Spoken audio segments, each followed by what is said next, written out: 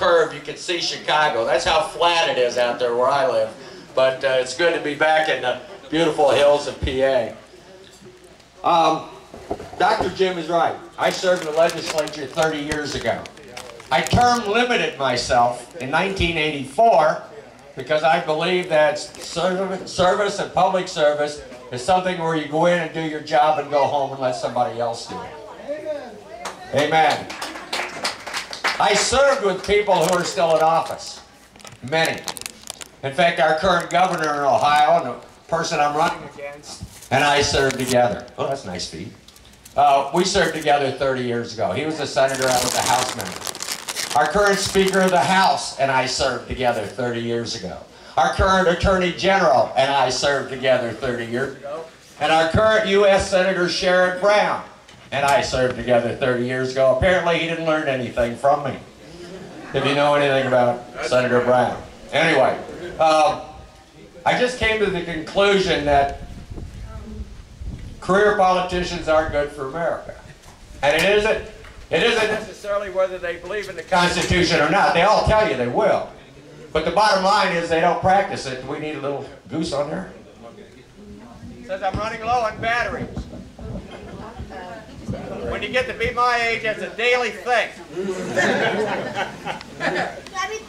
I live 3 hours and 8 minutes away. It takes 3:30 because when you're my age, you got to stop. Are we okay? Okay. Is that better? Yeah. Okay. So I got to remember not to say anything bad because now it won't break out. Okay, I'll do that.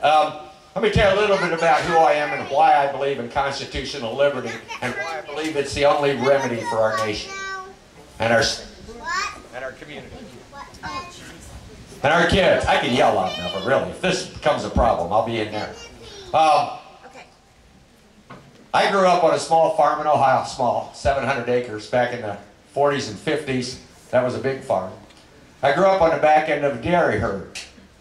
Up every morning at 5 o'clock to milk cows, come home after football or basketball practice and milk cows. I thought it was an excruciating, difficult life. And it is. For those people who never know from day to day what the weather's going to be like and how it's going to affect the crops and what the government's going to do to them and a new regulation or whatever. But what I got out of that, from my dear father and mother, was a real appreciation for the value of work and making your own decisions and your own choices. Now that was 50 years ago I left the farm. And for those of you who are my age, or maybe over 60, let's say, you know what's happened in the last 50 years. This thing has gotten totally out of control. The avalanche of tyranny is coming down and coming down fast. And the only way we can stop this and get this turned around is for people like you who believe in constitutional liberty. In other words, we have this framework of the Constitution set up by our founders, which gives us the guidance of the limits of the federal government. And within that, we're responsible for everything else. We've got to take the responsibility as individuals, and we've got to convince our friends, neighbors, and family members to do the same. It's not easy. People think you're nuts. They think you're radical. But I guarantee you, 10 years ago, they thought I was a radical. They still think I'm a radical, but they're starting to say, you say some things that are right. You know, my family, long-time Republicans. My dad was county treasurer for 37 years in the party, not in the county office. He would be a libertarian with me today, or outside an independent fighting the system. He would be today if he were still alive. My mother is voting for me. I don't think because I'm her son. I think because she understands and realizes where things have gone. What's happened. She's seen it in her own life. Seen it in our lifetimes. And even within the lifetime of my kids. My son's 38, my daughter's 44. They've seen it just in their lifetimes, how much control they've lost by the big, massive increase in power of government. They're ignoring the document that our founders gave us. Let me back away from the speaker. It's not squealing though, that's why I didn't do that. Okay, so the issue is in 1774, a little cluster of people decided that they got tired of living under oppressive British rule with minimal or no representation. And they said, what are we going to do about this? And one thing led to another. And the British, like all power-hungry groups entrenched in power do, overreached, started to march on the local militias, magazine areas, and armories to get their guns away from them because they didn't want these malcontents stirring things up. Does that sound familiar today? They want to know where your guns are. They want to know who owns them. Because they don't want you little malcontents out there stirring up the dust. So they started to march on the magazines and take them, and the farmers and the merchants and the shopkeepers and the laborers fought back. They said, no, you don't. We're free. We're living here free in these colonies. We enjoy our freedom. You over there, that great distance away from us, you have no idea what's going on here. You have no right, no inherent, no inalienable right to tell us how to live. See, we have the same issue right now. Washington's not as far away as London, but it might as well be. Might as well be in another galaxy. And in Ohio, Columbus is very similar, and I'm sure Harrisburg is. I've been to Harrisburg lots of times. It is in another galaxy. But they have lost track with us, lost touch with us, and understand what the real meaning of liberty is. See, I'm a pro-life, born-again libertarian. Sounds contradictory in terms. But I believe liberty is a gift from God, and nobody has a right to mess with it. That's right. Nobody. That's right. Well, yes. So, what has happened to our Constitution over the years, and how do we fix it? That's the bottom line. Everybody tells you what's wrong, and I'm really good at that. I've been married for 45 years. I keep hearing every day what's wrong, but that's okay. That's another matter. We'll talk about that the next time we come out. But we know the government has exceeded its power. We know that the Constitution has no meaning in the halls of Washington. You know, it seems like when somebody walks inside a building that's made of marble and granite, there's suddenly something that happens to their brain or their metabolism that totally changes their attitude and perspective. They lose sight. They can't see through those walls or hear through those walls what's going on out here. In western PA and eastern Ohio, southern Indiana, northwest Missouri, Kansas. They can't see what's going on in Arizona and Texas. They ignore what's going on in Arizona and Texas. At the detriment of our nation and our safety and our security. I take heart in the fact that that little cluster in 1774 had the courage, maybe not the wisdom, because it was a foolish undertaking against the most powerful military on earth. But they had the courage to step out and say enough is enough. We've got to form together and get something done here. And the Sons of Liberty came about. I'm sure you've all read about them. And the committees of correspondence, as they shared ideas back and forth, said, what are we going to do? Okay, let's say we break away. Now what do we do? Well, they devised this document. It was the second try. The first one didn't work out so hot for some of them, although there are things about it I prefer. But they came up with this document called the Constitution of the United States of America. And it was a compromise. When you get brilliant people with the great learning and background they had, and I would argue that they probably exceed their learning, understanding, and wisdom, and certainly their discernment exceeds anything we got in the halls of Washington today. Because these people don't know what happened yesterday, let alone what happened historically. But when you get that cluster of men together who have all researched things theologically, philosophically, politically, they do have differences of opinion. But they can compromise on principle, not compromise for the sake of compromising. And so I would argue that all the compromising necessary for us to govern ourselves has already been done. We don't need people going to Washington and Harrisburg and Columbus compromising further. It's already been done. It was done by people far wiser, far smarter than them. So let's stop the compromising. It's principle or nothing, right now.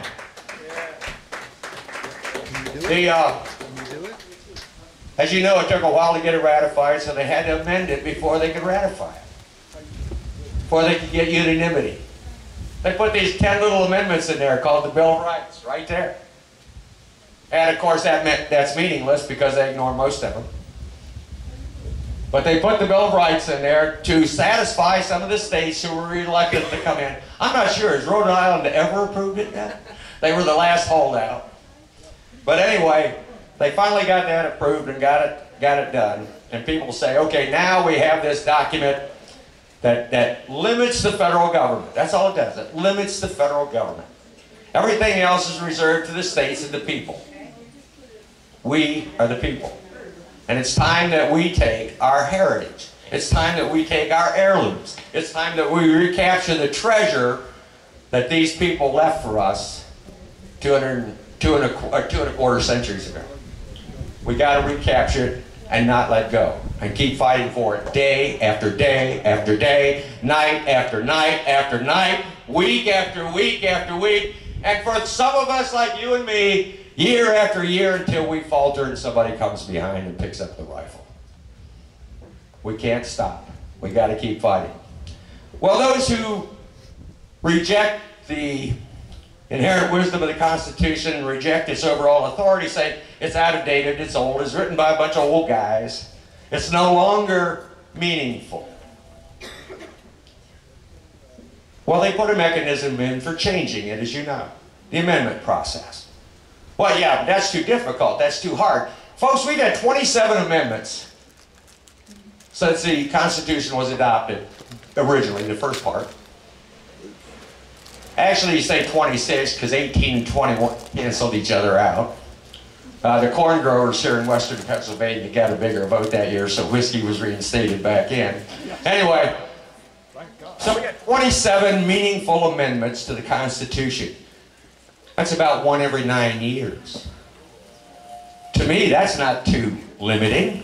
You know, when you have something so important that governs how we operate a nation of 300 million people, you should think about it for 9 years. You should consider it before you make a radical change to a document that was born of compromise, put together by people of learning and wisdom who had a passion for liberty. You shouldn't make it any faster than that. Now, clearly they've come in clusters. You know, we passed 2 or 3 within a given 5 or 6 year period, and then there's a long time we don't do any. But still, it's a thoughtful process, and it's a workable process. It's not too fast, and it's certainly not too slow. So your argument to people who say it's outdated, who say it's no longer functional, is, well, then change it. Change it. The mechanism is there. All you have to do is convince a preponderance of the states that it should be changed. Good luck. I'll see you next week. Anyway, so here, let me give you $20 for gas and you take off and go do it. Anyway, so I think where we tend as people who believe and are passionate about the Constitution and its mechanism, its structure for holding our society together, where we fail is we don't acknowledge that its weaknesses may exist, but the mechanism is there to fix them. You know, FDR convinced everybody that more than 2 terms is probably not a good thing for presidents. Anybody disagree with that amendment? No. Would you want to change today? No. 1 term. Yeah. 1. Well, Rex Tugwell proposed 1 of 6. And that was one of the things they discussed in forming the Constitution, was 1 term. All kinds. Read the Federalist and be sure to read the Anti-Federalist papers. Too many people who do stretch into the Constitution only go to the Federalist side, go to the Anti-Federalist side too. And pay particular attention to George Mason. George Mason was a real hero and guardian of personal liberty, and that's the whole premise behind this document of self-governance, is that each of us should have the wisdom, or seek the wisdom, to govern our own lives as we wish without interference from Big Brother. See, the greatest people think I'm anti-government. I'm not. I'm anti-government force. You know, there are certain elements in government we need to have a civil and organized society. But I don't want a government so big that it can force me to do its will, even when it makes no sense, and is counterproductive for my livelihood and maybe for my neighbors as well. And that, unfortunately, when you try to pass a law to satisfy 315 million people, you might satisfy a few, but a whole bunch of others get hurt. They get hurt. You can't give somebody something without taking away from someone, whether it be liberty or tax money or whatever. So the bottom line is defend liberty at all costs, and we'll deal with those other things ourselves. We'll use that framework that those founders gave us and those framers put together. We'll use that framework to guide the government's relationship with us. Meanwhile, we'll do everything on our own. And we can do that. You know, within your own townships and your villages, you have people with whom you've known maybe forever, or you know, for a long time, you care about them, you love them, and you disagree on some really big things. But at the bottom line, the end of the day, you come together and do what's right for your community and what's right for your family. Let's keep them out of it, because they will tell us what we have to do for our family and our neighbors and all that, and it may not be the right thing. Another overreach, I think, that the Constitution addresses perfectly by giving us individual liberty is that if you've got any brothers or sisters, or if you have children or more than one child, you know that each one of them is unique. God made them all unique. I've got a brother and a sister. We don't agree on anything. Of course, they're usually wrong. I'm the oldest, I can get away with that. How can we expect all of us to agree on something that involves each aspect of our daily lives? What we should be agreeing on are the major, primary, foundational principles that underlie the Constitution of the United States. That we have inalienable rights given only by God, and we have no obligation to surrender them. No obligation at all. Now, I told Dr. Jim and Frank, I believe, that I think the biggest problem in our last 2 centuries has been the states. And I will say those 3 little commonwealths we have as well. Because they haven't stood up for us. They haven't defended their autonomy. As you know, those of you who've studied the history of the Constitution, it was 13 colonies coming together to create a mechanism that sort of binds them together but doesn't overwhelm them. They needed some common ground on things they could work on, but yet retain their own sovereignty and their own power. Well, over the years, the federal government has grown so big that it bribes the states with money. And as a former Republican, it shudders for me to say this, but Richard Nixon is on my evil list. A, OSHA, B, EPA, and C, revenue sharing. That's where the federal government keeps collecting big amounts of money, but will send some of it back to you. And our cities and our counties and our states bought into that.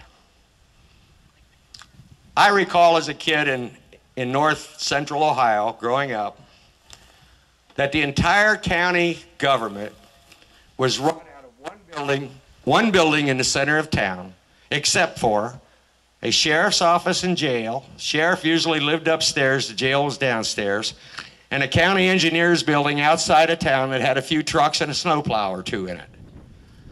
Everything else was run in the courthouse.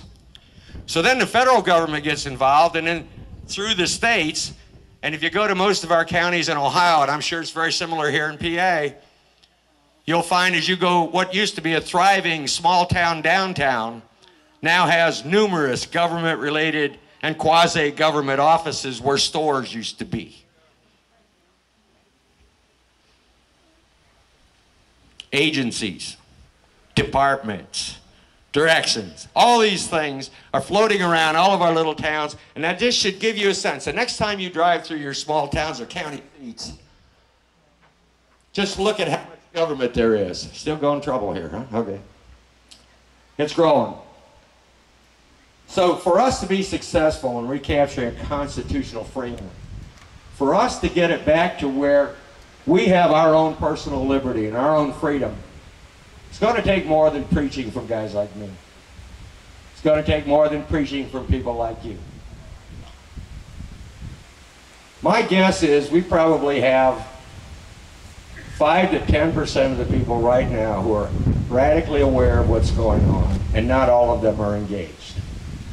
But if you look around at each and every state, nearly half of all voters don't belong to a party. Why is that? Because there's something about the system that frustrates them, discourages them, disillusions them. They're looking for an answer. And it's okay for us to go out and yell that constitutional liberty is the answer, but we got to live it and we got to prove it. And it's, well, I call myself on the stump in Ohio an evangelist for liberty. And that's what it is, folks. It's evangelism. It's door to door, heart to heart, mind to mind, sharing the gospel of liberty. And as I told you, it comes from God. You got to share the gospel of liberty. And not in a threatening way. You just got to say, do you like so-and-so telling you what to do? You know, one of the things how I describe big government is that it has no heart, no mind, no soul. Why? Why would any rational, logical, thinking person turn over the most important aspects of their lives to something that's heartless, mindless, and soulless? I got a brother-in-law like that. He doesn't get anywhere near my stuff. Let alone turning the little things over to him. Think about it. And that's an argument you can use with people when you try to explain the advantages of keeping government under its umbrella, under its tent, under its confinement that the framers put together. That they are limited to certain functions because they have no heart, have no mind, have no soul. And if somebody understands what you're saying and doesn't agree with you, you've lost one. But I guarantee you more will understand it. They won't all jump on your wagon, but they'll think about it. They'll think about it. And we got to get this turned around. I think we have a potential, if we follow a unified front of everybody who believes in constitutional liberty, we have the potential of making some real noise. And in some places in the country they already have. But noise isn't enough. Our opponents make noise. They don't make sense. They make noise. So we've got to take it beyond the noise level. We've got to take it to the sensible level. We've got to explain to them why it's wise to follow this document and obey it and be obedient to it. Why it's wise to let each of us have our own individual liberty as long as we don't harm others. As long as we don't harm others or their property. That's individual liberty. See, liberty is the right to be stupid. Because when you make a mistake, you may hurt yourself or your family. But you don't screw up a whole country. When they make a mistake at the expense of liberty, everybody pays. And when they discover it's a mistake, they want more money to make it bigger. Individual liberty isn't pretty. It's messy. It is messy.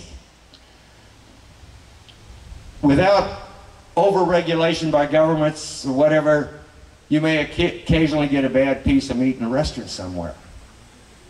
We now have over-regulation by governments, and people still get bad pieces of meat in a restaurant every once in a while. Bottom line is, it's messy. But when you're personally free, when you don't have government calling every shot, when you listen to that Constitution, obey that Constitution, and leave the limited powers in Washington and keep the power for yourself, then you're responsible. And we can deal with that one-to-one. I'll give you an example that when I lived in Ohio, I used to be in the radio business too. I started my full-time radio career as a farm broadcaster. You know, up at the crack of dawn. My dad taught me well. Anyway, up at the crack of dawn, out doing the work, getting all that done. And back in the 70s, when I was on the air in Findlay, Ohio, We had a guy hauling a tank load of herbicide down to his field. Somebody passed him or something. He got off on the side of the road and he dumped his wagon or his tank of herbicide on a neighbor's lawn. Dumped it on a neighbor's lawn. EPA fined him, I don't know, $110,000. Neighbor didn't get the 110 grand. The government got it. What sense is there now? Who was damaged, who was harmed? Okay, so that's the type of thing where if we keep them out of it, certainly we need some general rules and guidelines about dealing with one another, but we don't need them calling every detailed little shot. We're smart enough to do it ourselves. We're smart enough to do it ourselves. And I guess that's the final thing I would tell you about following constitutional governance. But the bedrock of liberty is trust yourself. Trust yourself. Oh, I don't have all the answers. Yeah, those guys in Washington do. They got all the answers. They're just wrong. Trust yourself. Trust your family. Trust your neighbors. Even those that are crazy. I'm serious.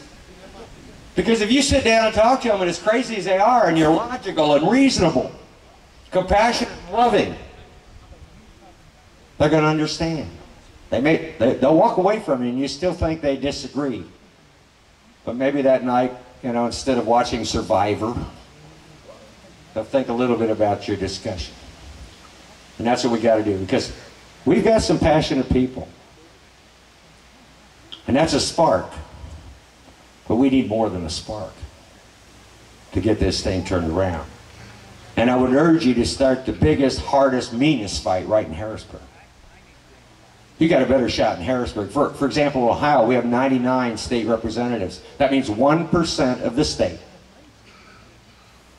has a shot at a state representative. See, that works it down into workable numbers. We can do that. 25 volunteers in the state legislature. I mean hard volunteers. I mean head to the wall. Volunteers in the state legislative district can either turn it around or ring the bell real loud and stir some other people. And that's what we got to do here. We got to do it locally. We got to do it statewide and get her back. Because fighting the Washington scene is great. I told some of your folks earlier, when I lived in Pennsylvania, I left the Republican Party in 2004. I was working for a guy named Toomey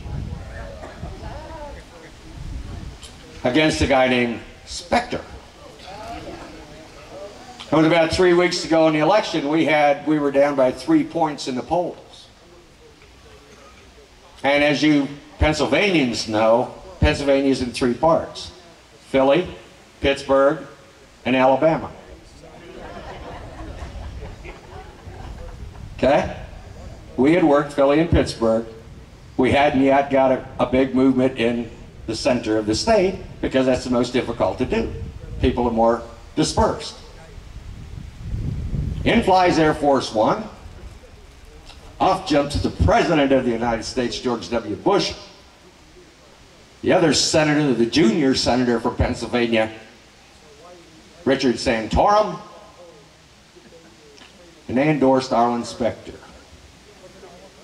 the third most liberal man in the Senate, the most liberal Republican in the Senate, for re-election, because they didn't want to lose the majority. They gave up principle for party. And that was the final straw for me. That was the final straw. I decided I'd rather be on the outside fighting in than to be part of that, be corrupted by that process. And so when you send people now, they may say all the right things, and they may even believe the right things, but once they get under the command of the power structure in Washington or whatever, they're going to be swayed. They're going to be turned. So you just got to outnumber them. You know, it's okay to support the lesser of two evils. Just don't pin your hopes on it. While you're supporting that lesser of two evils, you better be looking for something a lot less evil for the next time around, is the bottom line. Because they'll be changed and corrupted. Just the nature of the process. All these guys I served with, who are still in government, were principled young conservatives 30 years ago. But they've been there so long, they're starting to believe their own press clippings. And that's unhealthy. So I'm going to shout. The bottom line. He'll give you a wired mic there, Charlie. He'll give you that one. Okay. There you go, Charlie. I'll give you that. I'm about done. I'm ready to wrap up. The bottom line is being evangelists. Work on ones. You know, if you have people right now, if you have 10 people go to a meeting, that's okay. That's okay. Because 10 is better than 0. But if you each get one, threaten them, blackmail them, take pictures, I don't care. If you each get one, that's 20. And let's say you're only half as effective the next time around. That's 30. 30 people can make a difference in a community. A big difference. And enough communities with 30 people, we can make a difference in a state or a county. And enough states or counties that are waking up and catching the surge, then we can turn this monster around. My theme as gubernatorial candidate in Ohio is a bold Ohio. And it is reject every unconstitutional action from the federal government. I'm not here to make a campaign speech. But the reason I'm doing that is because I believe the states are the biggest, fastest mechanism to stop that monster. And the states have to step up and get it done. And I figure Ohio is a big enough state, 11 million people. We've got agriculture, industry, you know, academic institutions, we got it all. That if we can turn it around, if we can fight the federal monster, if we can at least stop it in its tracks or slow it down or kneecap it, then other states will take heart and maybe follow suit. And they don't have to follow our path. I just like them right beside us. Texas is going to be different than Ohio. Pennsylvania is going to be different from Ohio. That's why we have separate football teams. But I think if we start state by state, we can take it back and we can win it back. That's my only hope. I'm 68 years old. I know I look older. And I don't see this avalanche or this turnaround coming long enough for me to see it. But I have a 44-year-old daughter and a 38-year-old son, and they each have 2 children. And I hope they see it and pick up the torch. And by the way, my kids are both actives in the liberty movement. Not because I threaten them or anything. I guess they just want to see me happy before I die. I don't know. But they're both active in the liberty movement. And my 4 grandchildren all think right. They understand what liberty is. They understand what oppression is in a sense that, you know, because they hear us whining about it all the time and complaining. And they're little liberty warriors. So your goal today should be to get enough people with you to stop the slide. Don't try to convince people to turn it around, because we can't do that yet. And when we fail, people lose heart. Stop the slide. Let's read the Constitution. Let's understand the Constitution. Let's identify those things that are outside the realms of the Constitution of the United States where we're going wrong. Okay, now people recognize that we're unconstitutional when it's not working. And we get the next generation, the next group, the ones that come behind us, the new people that come in. Start peeling it away, a little bit at a time. See, the problem is we all have individual interests. I'll bet you there are even conservatives who believe the Department of Education is a good idea. I guarantee you. Not many, but a few. So if we start talking about dismantling everything, we've lost everybody. So let's just stop this slide. Okay, let's just stop it from growing. Let's just get it there. Let's get it balanced. Let's keep them back. You know, let's just stop it there. and then recharge, re-energize, build more people with us, and start picking away at those unconstitutional things. Well, don't you think the state of Pennsylvania could handle that better than feds could? Let's work on that now. Let's do that. And then by the time my grandchildren come up, let's say the whole thing's a Mickey Mouse racket. Let's go back to where it was in 1787 and do it right. Maybe. Maybe it's their kids. Maybe it's their grandkids. But if we don't start that thing going, if we don't stop that slide, folks, we're going to be swamped by it. I mean, swamped. Despite everything we believe and everything we feel and everything we know, they're going to limit our ability to share it. They don't like discontent very much. You know we're on terrorist lists, terror watch lists, some of us are. It's scary. But yet we still have the First Amendment, some elements of it. Let's use it. Let's use it with our friends and our neighbors and our family. Let's win liberty for those we love, and the rest will take care of itself. I thank you for inviting me over. I'm so glad you brought the sun out for me. And I'm glad I didn't bring my snowsuit. Thank you, Jim. Yeah, the snowsuit will be next week, Charlie. Charlie Earl, ladies and gentlemen.